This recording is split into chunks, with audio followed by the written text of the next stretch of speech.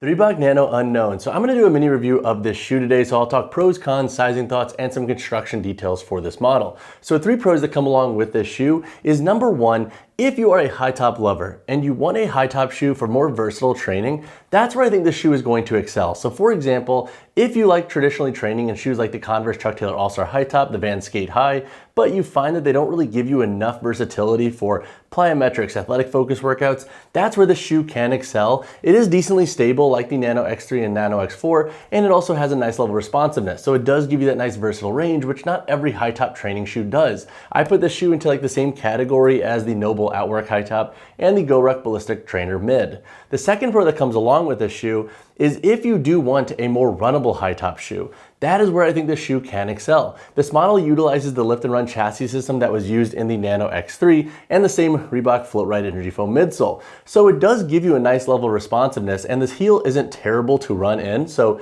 if you do want a high top shoe for tacking on maybe 1, 2, even 3 miles post workout or before your workout, or just for intervals. So for example, if you're accumulating intervals to add up to 3 miles, that's where I think this shoe can excel. Would I go run long distances in these? No, and that's not something I would do in the Nano X3 or Nano X4. But for shorter intervals and shorter mileages, that's where the shoe can excel, and a lot of high top shoes don't necessarily do that. The third pro that I have with the shoe is I like its lightweight upper construction. So despite having a higher boot, this upper is pretty light. So we have a Cordura upper with this model that wraps around the midfoot and the heel. And with the heel itself, it doesn't have a ton of bulk up here. It has some internal cushion here to give you additional support and security, but there's not a ton of bulk like the Vans Skate High can have, for example, or even the Noble Outwork, which can actually limit some of your range of motion when you're tightening that shoe fully. So I think if you are somebody that is big on high top shoes, but you're very conscious of having a lightweight upper that can breathe decently well and just not feel overly bulky when training, that's where I think the Reebok Nano Unknown can also excel.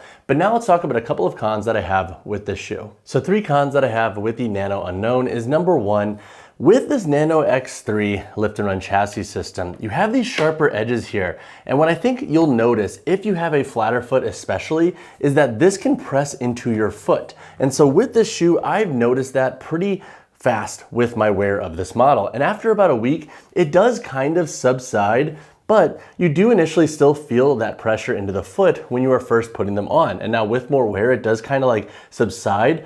But I'm nervous if you have a flatter foot and you are having a lot of overhang on the medial side of this midfoot, you're gonna feel that a lot. It's honestly really interesting that they decided to go with the Nano X3 lift and run chassis in this model versus the Nano X4. I'm sure it was in production way before the Nano X4 came out, but with this sharp material here jutting into the midfoot material, I'm curious if other folks are gonna have issues with this long term regarding durability and rub, especially if you have a foot anatomy that really exacerbates that pressure. The second con that I have with this shoe is, look, I don't think it's gonna be a shoe for everyone. I think this is definitely a nice to have shoe versus a need to have shoe. At a price point of $160, the shoe is cool for its novelty, and if you like Nano models, definitely pick up a pair because the Nano X Unknown, for example, is one of my favorite like OG novelty pairs, but it's not a shoe that I would say you need to go out and buy right away, and if you don't have the means for it, I would say you don't necessarily need to feel that pressure or guilt of not having it because it's a fine shoe, but if you have a really good training shoe that's already working for you and you don't really care about the high top model, then I wouldn't necessarily go out and run and splurge 160 bucks on the shoe because you're also gonna have to consider tax and shipping if there is shipping, so it adds up pretty quick. The third con that I have with this shoe is that if you don't want a bunch of arch in your shoes, or if you just found the Nano X3 and Nano X4 to be very uncomfortable for your foot anatomy, this model is gonna feel very similar. Plus you do have this, once again, lift and run chassis and that kind of juts into the foot. So I think if you have a flatter foot, or if you just don't like any arch, or if you need maximum width in your training shoes and you find that the Nano X3 and Nano X4 don't fit for your foot anatomy,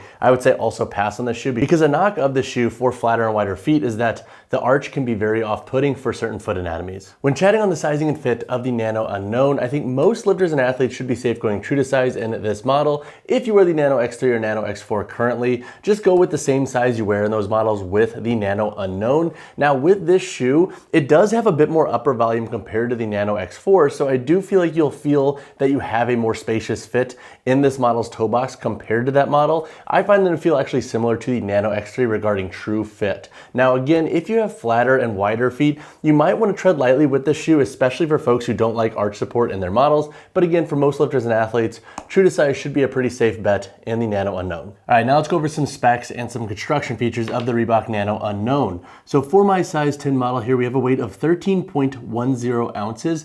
The heel to toe drop in this shoe is 7 millimeters, and this model does feature a thin foam removable insole. Now, when looking at the construction features of this shoe, we have a pretty similar construction for the most part to the Nano X3 and Nano X4 regarding the nuts and bolts of the midsole and outsole. So up here on the forefoot, you have that extended outsole layer that wraps up, and then you have that Reebok Float Ride Energy Foam midsole that runs throughout the entirety of the shoe's midsole. It is the exact same as the Nano X3 and Nano X4's midsole build. Looking at the lift and run chassis system in this model, it is the chassis system from the Nano X3. So in the X4 here, for example, this was rounded in, whereas in the X3, you do have this piece that sticks out on the medial and lateral side of this shoe. Now, when looking at the upper of this model, you have a synthetic overlay that covers the toe box of this shoe, and then you have this layered mesh material. This gives the shoe a little bit more breathability, and it has a bit more upper volume here throughout the forefoot. Looking at the midfoot of the shoe, you have 5 core eyelets that run up with a 6 back here for lace lock. The tongue itself is a padded mesh,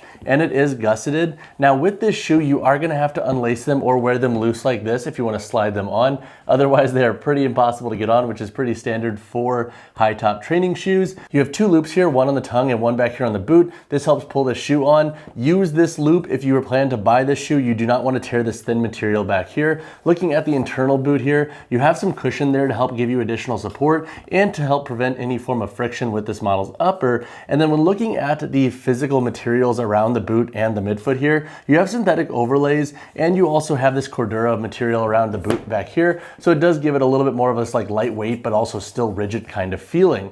Looking at the outsole, you have a full rubber outsole here. You have a similar groove patterning that you do with the X3 and the X4, and then back here you can see where that lift and run chassis system plate sits. But overall, that's pretty much the gist of this shoe's construction. Again, this model does have that removable foam insole, but if you have additional construction questions on this model, drop a comment down below. All right, y'all, that's this mini review of the Reebok Nano Unknown. Honestly, I like this shoe. It's a nice to have model, but I don't think it's gonna be a shoe that everybody needs to necessarily run out and buy. Is there a lot of novelty to them? Yes. Are they a little bit more versatile than Advanced Skate High and other high top shoes for lifting? Absolutely. But again, there are some things in this model that I'm kind of giving pause to depending on the foot anatomy and user. If you have additional questions on this shoe, drop a comment down below or reach out to me personally, whichever you prefer. And as always, y'all, drop a like on the video, subscribe to the channel. I'll see you guys in the next one.